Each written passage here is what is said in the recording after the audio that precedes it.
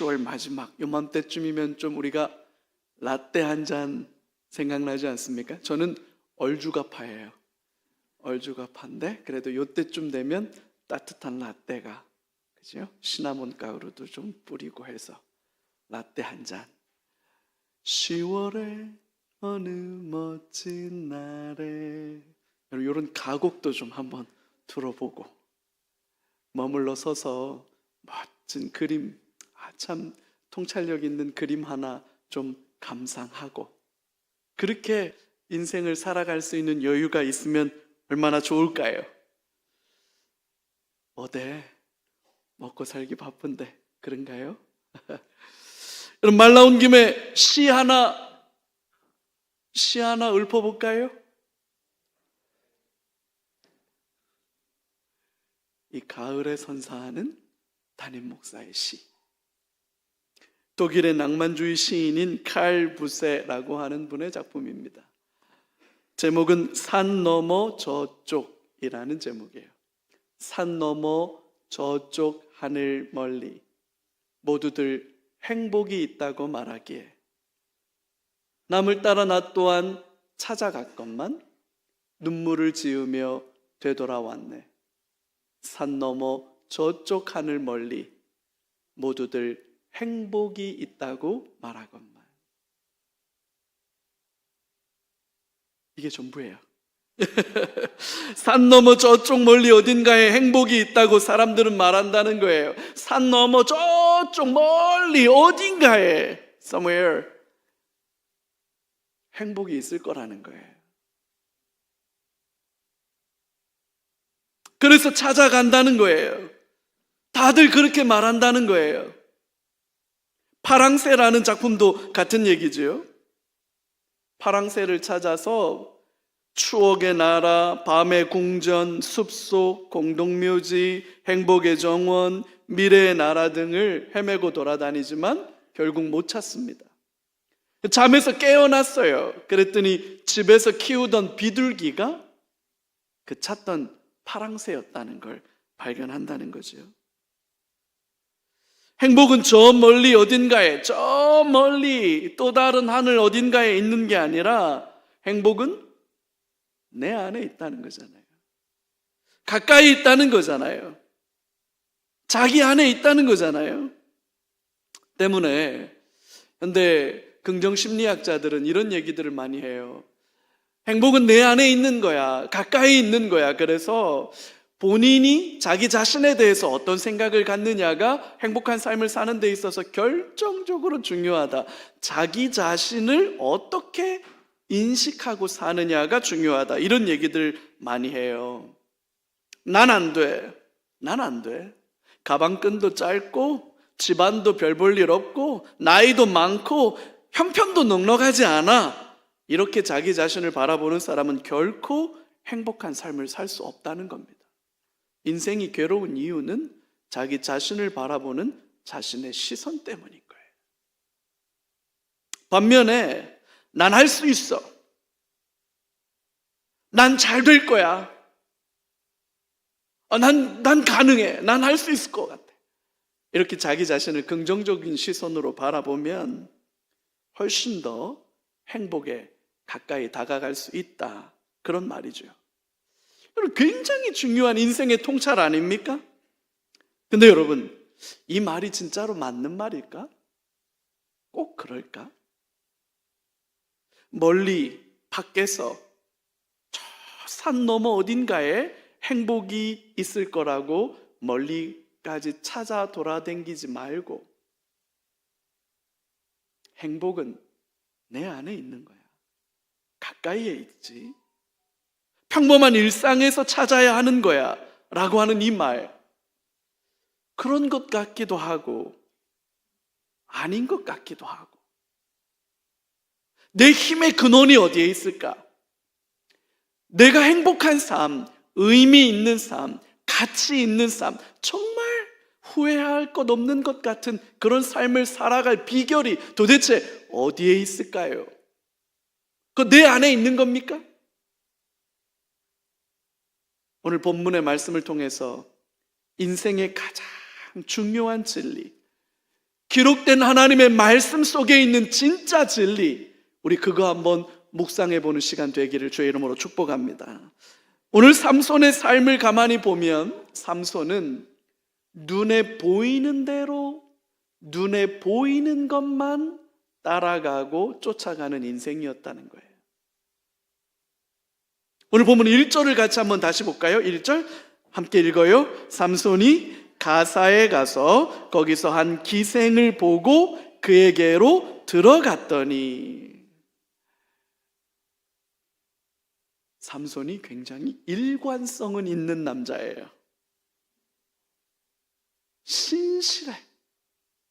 못된 짓 하는데 이렇게 충성된 사람을 난 잘 본 적이 없어. 일관돼. 처음.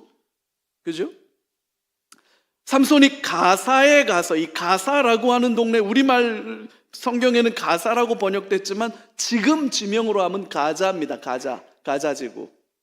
많이들 들어보셨죠? 가자지구. 지금 이스라엘하고 팔레스타인하고 전쟁하면서 이거 가자지구 놓고 협상이 지금 잘 안 돼서 되느냐 마느냐 하는 거기, 그 동네를 가리키는 말이에요. 삼손이 가자까지 내려갔습니다. 거기가 블레셋의 5동네가 아주 가장 대표적인 동네예요. 5개의 대표적인 도시들 중에 가장 남쪽에 있는 도시고, 그러다 보니까 이스라엘에서는 가장 멀리 떨어져 있는 도시가 이 가사입니다. 거기까지 간 거예요. 가장 먼 곳까지 간 거예요. 왜 간 걸까요? 여기까지? 블레셋을 정탐하고 싶어서 갔을까? 아니면 마치 요나처럼 도망치고 싶어서 하나님께로부터 웬만하면 멀리 떠나고 싶어서 거기까지 갔을까? 몰라요. 본문은 그거 말하고 있지는 않아요. 근데 거기 가서 한 기생을 봅니다. 기생. 조금은 점잖게 표현해 놓았죠. 기생을 봐요. 근데 여러분, 여기서 삼손이 보았다라고 하는 이 본다라고 하는 이 단어를 주목해야 합니다. 왜냐면 14장 1절, 앞에 나왔던 14장 1절, 여러분 같이 한번 읽어요. 삼손이 딥나에 내려가서 거기서 블레셋 사람의 딸들 중에서 한 여자를 보고, 우리말로 번역해 놓으니까 어순이 좀 틀어져 있는데 히브리어 원문으로 보면 보았다라고 하는 이 단어를 앞에다가 놨어요. 그래서 보다라고 하는 이 표현을 굉장히 강조해 놓았죠. 삼손은 너무나도 일관되게 눈에 보이는 대로만 따라가는, 눈에 보이는 것에 매여 있는 인생이었다는 거예요. 그죠? 보는 게 믿는 거예요. Seeing is believing.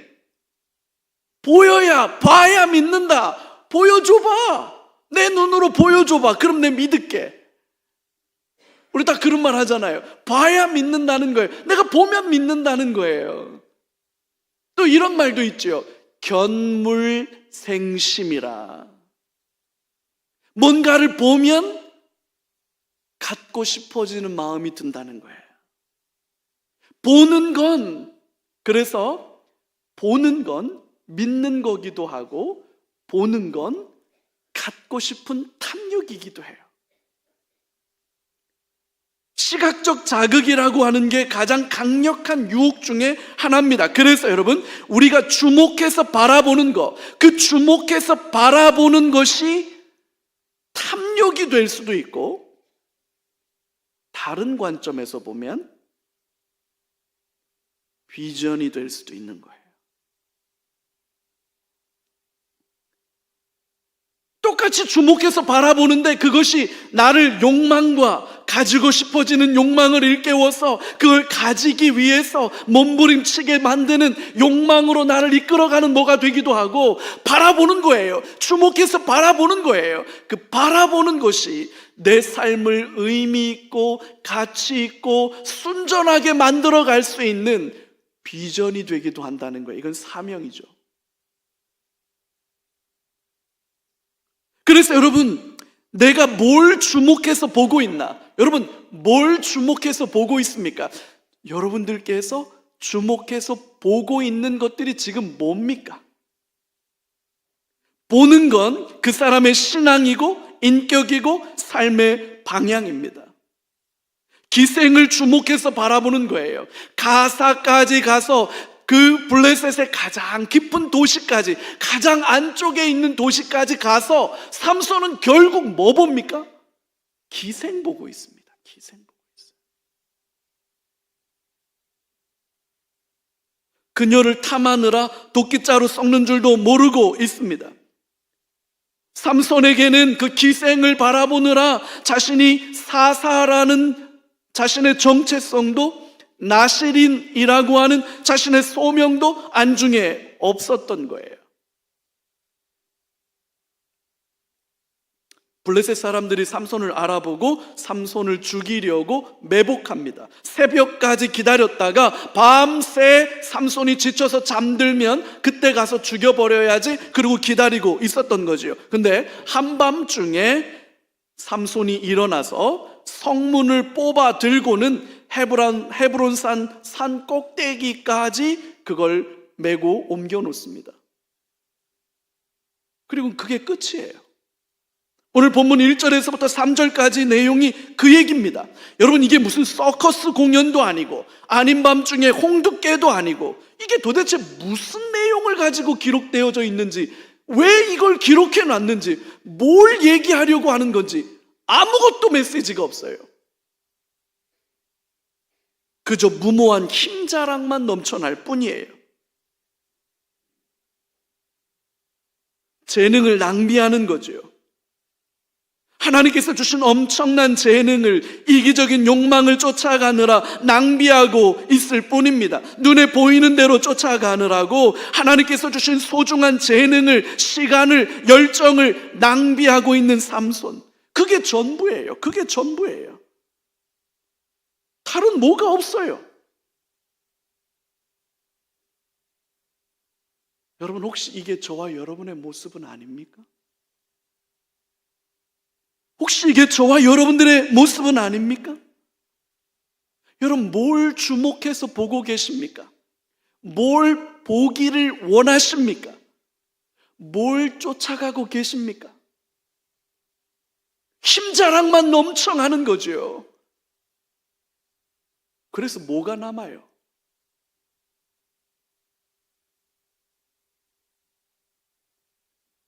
결국 삼손이 블레셋 사람들에게 체포되고 났을 때 어떤 끔찍한 일이 벌어졌는지 여러분 21절을 같이 가서 한번 봐요. 21절 같이 한번 읽어볼까요? 블레셋 사람들이 그를 붙잡아 그의 눈을 빼고 끌고 가사에 내려가 놋줄로 매고 그에게 옥에서 맷돌을 돌리게 하였더라. 여러분, 제일 먼저 어떤 일이 벌어졌죠? 그의 눈을 뽑아버렸어요. 참 끔찍하고 잔인한 일인데 왜 제일 먼저 삼손의 눈을 뽑아버렸을까?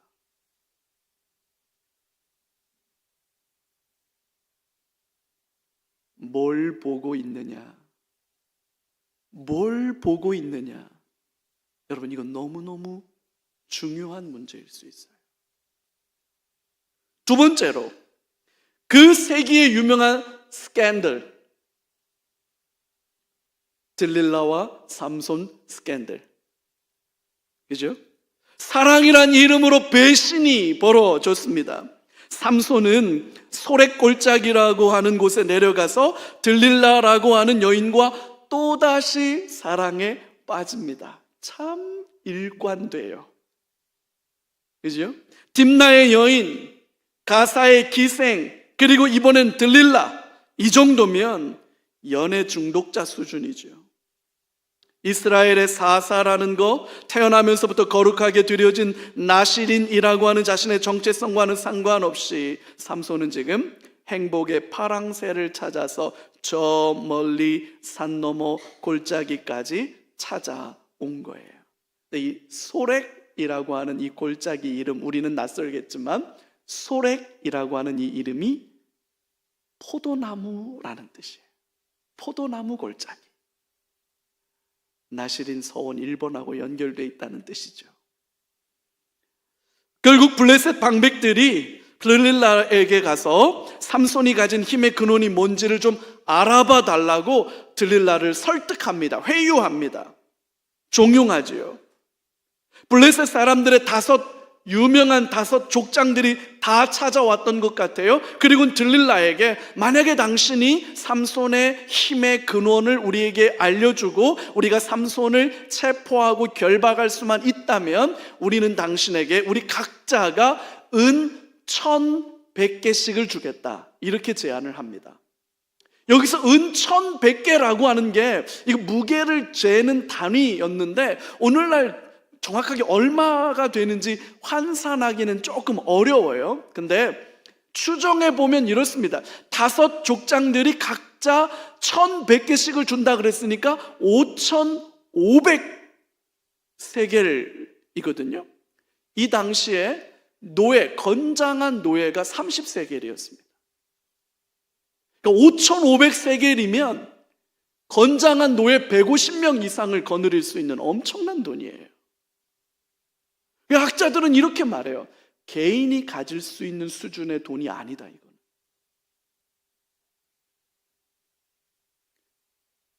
삼손은 드릴라와 사랑에 빠졌던 거고, 드릴라는 돈과 사랑에 빠졌던 거예요.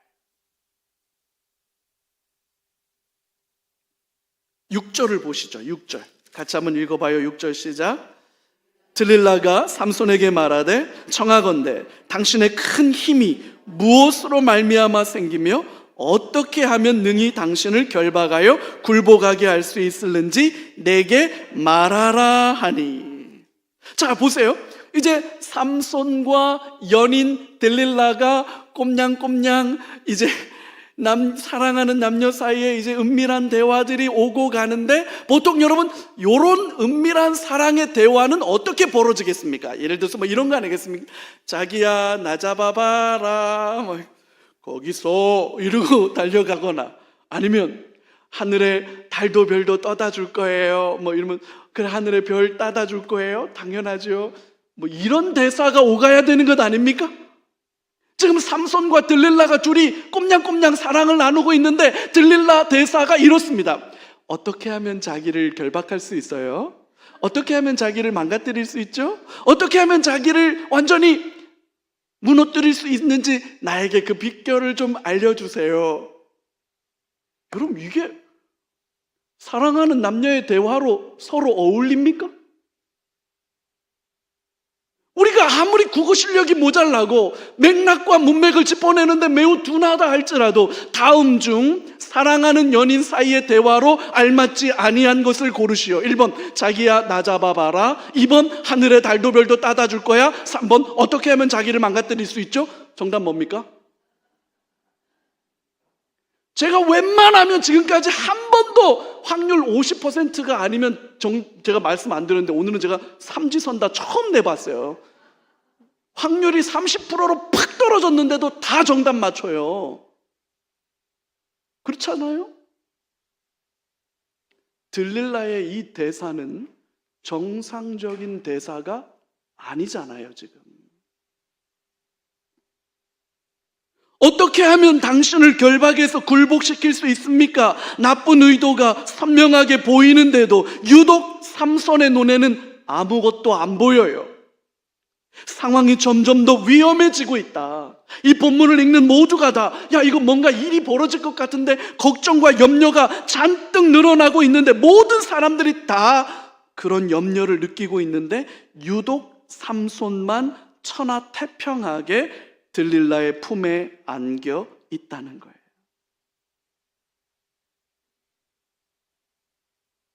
그리고는 말장난을 칩니다. 마르지 않는 새 활줄 7가닥으로 한 번도 사용한 적이 없는 새 밧줄로 내 긴 생머리를 마치 실처럼 배틀에 넣고 짜면 3번의 말장난이 이어지고, 그때마다 블레셋 장정들이 들이닥치지만 삼손은 너끈히 해치우고 말아요. 근데 여러분, 이쯤 되면 뭔가 좀 이상하다 눈치채야 하는 거 아니에요? 여기는 지금 어디고 난 누구지? 어떻게 처신해야 하지? 정신 차려야 하는 것 아니에요? 근데 안타깝게도 삼손은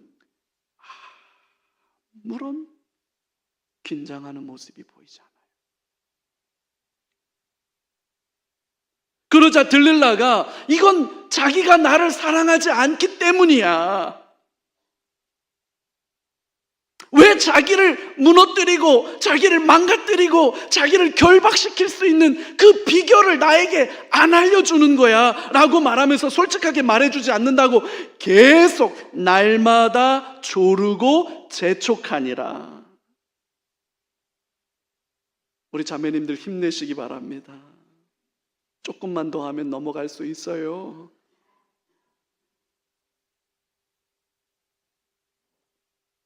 그래서 삼손이 마음이 괴로워 죽을 지경이 되고 말죠.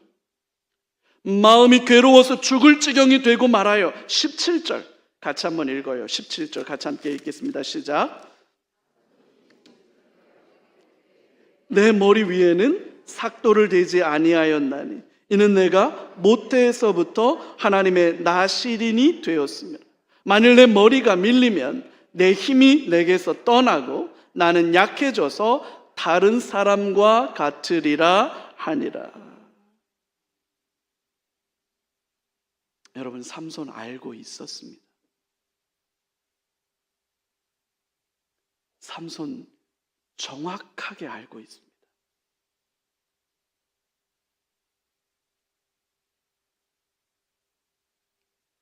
아는 게 중요한 게 아니에요. 그렇게 사느냐가 중요한 거지. 몰라서 이제까지 삼손이 이렇게 살아왔던 게 아닙니다. 알아요. 알지만 그렇게 살고 싶지는 않았던 거예요.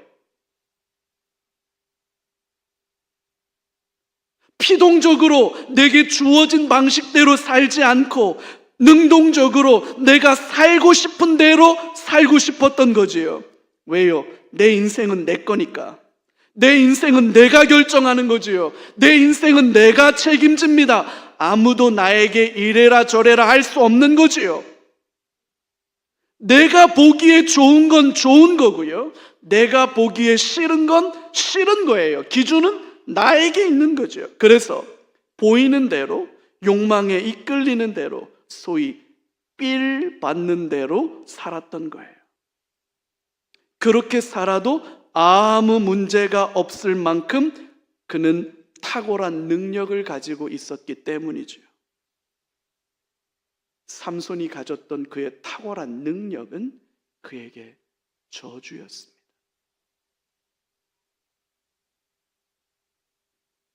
하나님이 도와주시지 않아도 얼마든지 가능하거든요. 돈도 있고 건강도 있고 젊음도 있고 할 수 있는 역량을 다 가지고 있는 사람들은 하나님 바라보지 않아요. 가진 게 없어요.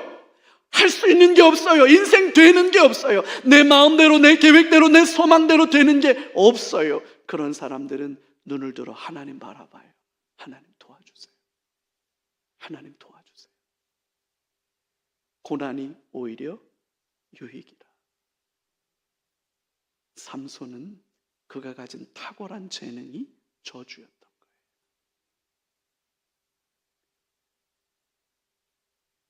솔직한 삼손의 고백을 통해서 그가 가진 힘의 근원이 어디 있는지를 알아낸 들릴라는 블레셋 방백들에게 이 사실을 알려줍니다.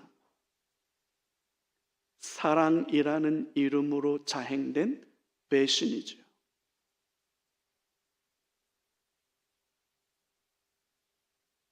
원로원에 들어갈 때 시저를 브루투스가 단검으로 찔러 죽입니다. 그때 시저가 브루투스에게 말한다 그러죠. 브루투스 너 맞아. 배신의 상징이고 가장 유명한 배신의 장면으로 알려져 있지만 여러분, 그것보다 훨씬 더 유명한 배신은 들릴라와 삼손의 이야기였던 거예요. 들릴라가 사랑했던 건 삼손이 아니었어요. 돈이었어요.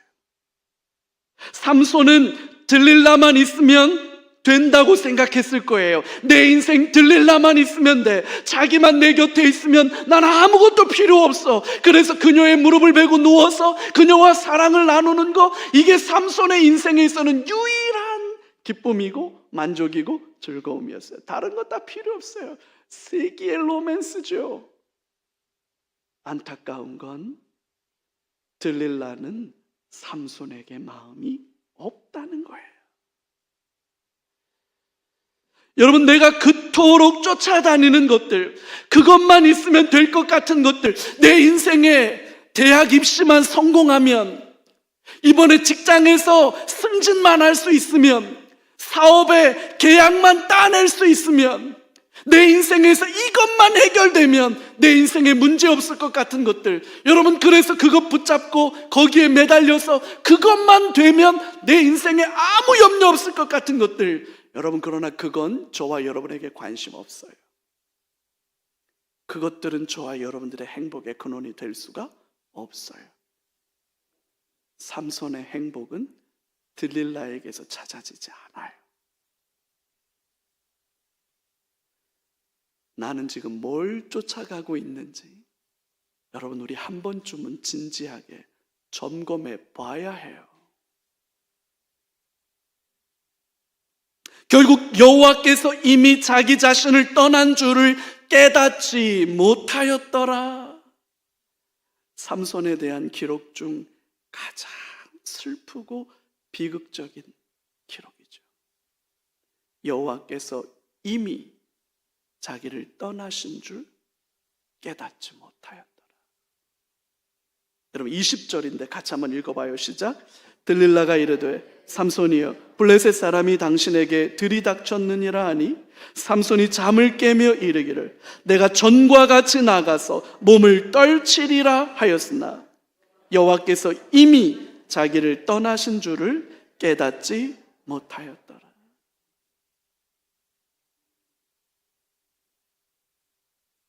사실 하나님께서 삼손에게 돌이켜 회개할 기회를 여러 차례 주셨던 것 아닙니까?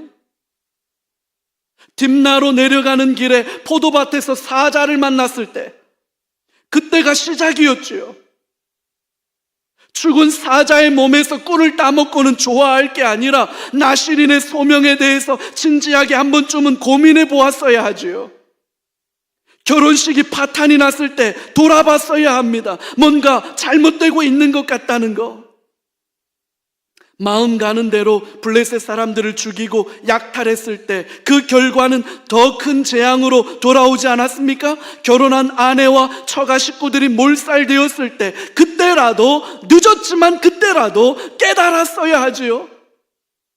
나귀 턱뼈로 1000명을 죽였지만 해결되지 않은 목마름을 느꼈을 때, 죽음의 위기 앞에 섰을 때 아무것도 할 수 있는 것이 없다고 느꼈던 그 순간, 그 깊은 절망의 순간에 깨달았어야 하는 것 아닙니까? 에나골에 우물물을 마실 때 인생의 형통은 오직 여호와 하나님께만 있다는 걸 발견해야 쓰는 것 아닙니까? 가사의 기생 사건 때도 깨달았어야 하지요. 한 차례, 두 차례, 세 차례 블레셋 병사들이 들이닥쳤을 때 삼손은 돌이키고 회개할 수 있는 마지막 기회가 주어졌던 거예요. 그러나 그는 한 번도 하나님이 주신 기회에 관심을 기울이지 않아요. 고민하려고 들지 않아요. 하나님을 바라보려고 하지 않아요. 자신이 누군지, 어떻게 살아야 하는지 고민하려고 들지 않습니다. 수없이 주어졌던 하나님의 자비와 긍휼의 손길을 제 발로 차버리고 말아요. No mercy. No mercy. 이제 더 이상 자비와 긍휼은 없다. 어느 순간 너무나 차갑고 냉정한 하나님의 얼굴을 마주하는 순간이 온다는 거예요. No mercy.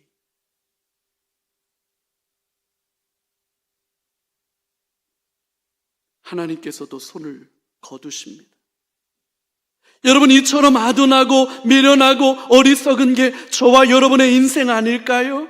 잠언 26장 11절에 이런 말씀이 있습니다. 여러분 같이 한번 읽어요. 개가 그 토한 것을 도로 먹는 것 같이 미련한 자는 그 미련한 것을 거듭 행하느니라.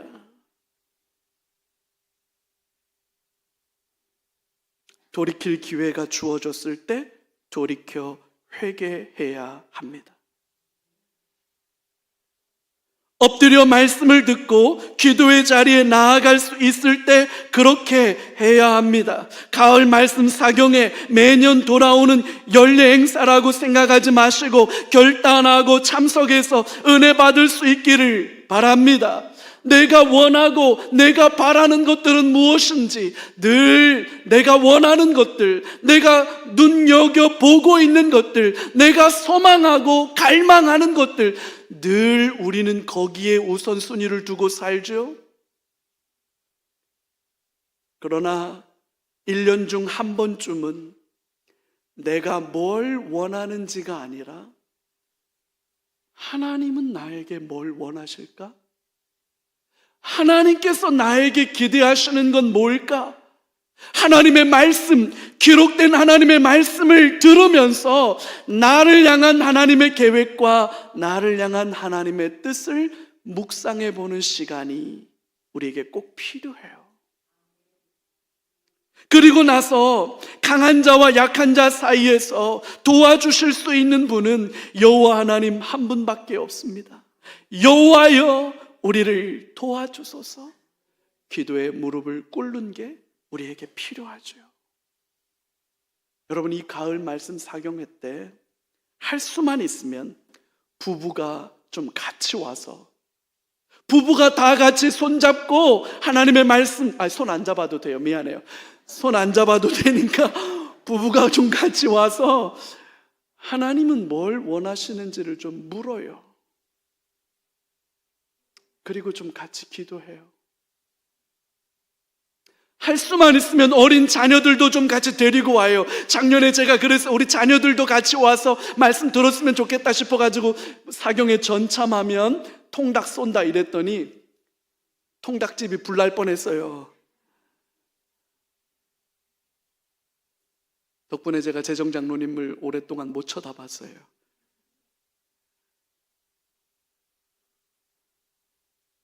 우리 아이들도 함께 나와서 그렇게 기도할 수 있으면 좋겠어요. 자도 여기 와서 자요. 장난쳐도 여기 와서 장난쳐요. 떠들고 놀아도 여기 와서 놀아요. 하나님의 자비와 긍휼이 우리를 덮어주실 거예요.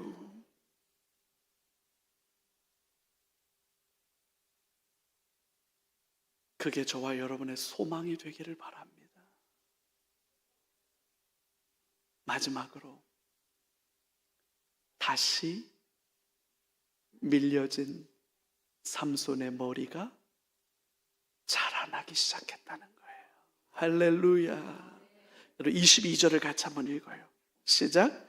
그의 머리털이 밀린 후에 다시 자라기 시작하니라. 여러분, 회복에 대한 암시죠. 하나님께서 삼손을 블레셋 사람들의 손에 넘겨주셨지만 아예 그를 버려서 멸망에 빠뜨리지는 않으셨다는 거예요. 이스라엘이 하나님 앞에 불순종하고 바벨론에 완전히 멸망해 가는 그 모든 과정들을 선지자 예레미야는 똑똑히 다 지켜봤습니다. 너무너무 마음이 아프고 너무너무 안타까워서 예레미야는 날마다 눈물의 침상을 경험할 수밖에 없었어요. 그래서 그는 눈물의 선지자라는 이름이 붙었죠. 그 비참한 실패 안에서도 느헤미야는 다함이 없는 하나님의 자비와 긍휼이 깃들어져 있다는 걸 발견하고 이렇게 말합니다. 여호와의 인자와 긍휼이 무궁하심으로 우리가 진멸되지 아니함이니이다. 이것들이 아침마다 새로우니 주의 성실하심이 크시도소이다. 그 멸망의 순간에도 예레미야의 눈에는 하나님의 성실하심이 보였던 거예요. 이사야서 6장에 가보면 하나님께서 이스라엘을 심판하셔서 그들을 열국 가운데 흩으실 거다. 그래서 밤나무와 상수리 나무가 다 배임을 당할 거다. 그런 메시지가 선포되어 있지만 그럼에도 불구하고 남은 자가 있을 거고, 밤나무와 상수리 나무가 다 배임을 당할지라도 그루터기는 남아있을 거다. 그런 소망의 메시지를 주시지요. 호세아서 6장 1절에 이렇게 말합니다. 오라, 우리가 여호와께로 돌아가자. 여호와께서 우리를 찢으셨으나 도로 낫게 하실 것이요, 우리를 치셨으나 싸매어 주실 것임이라.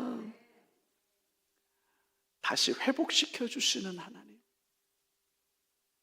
한 번 더 기회를 주시는 second chance,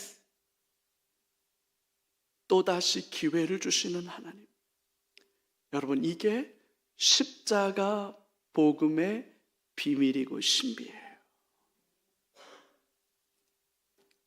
오늘 사는 저와 여러분이 다시 하나님 앞에 나아갈 수 있는 유일한 확실한 보증이지요. 제가 사사기 강해 설교를 하면서 삼손을 연구하면 연구할수록 하나님 앞에 정직하게 고백할 수밖에 없는 게, 삼손이 나구나.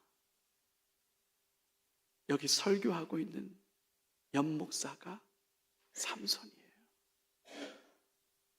제가 삼손이더라고요.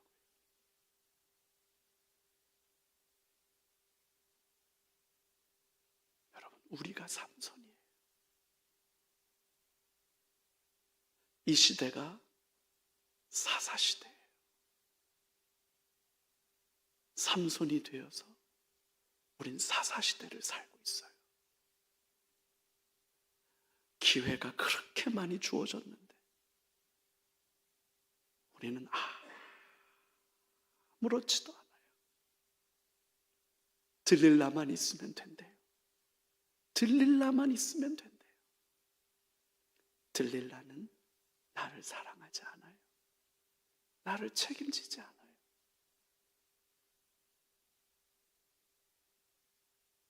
눈에 보이는 것만 따라가고 하나님 앞에 소명과 비전이 아니라 내 욕망을 따라 살아가면서 우리는 변명하고 핑계댈 수많은 이야기들을 말할 수 있어요. 바쁘니까요. 피곤하니까요. 세상이 목사님 말하는 것처럼 그렇게 돌아가지 않아요. 세상은 돈이 있어야 하고, 세상은 권력을 가져야 하고, 세상은 위치를 가져야 하고, 세상은 아파트를 가져야 하고, 세상은 좋은 차를 가져야 하고, 세상은 멋진 옷, 좋은 여행지가 필요해요. 목사님 말같이 그렇게 한가하지 않아요. 알아요.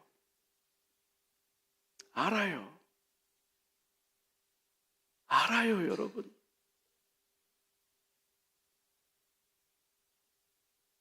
여호와의 신이 떠나고 난 뒤에 여호와의 신이 떠난 줄도 모르고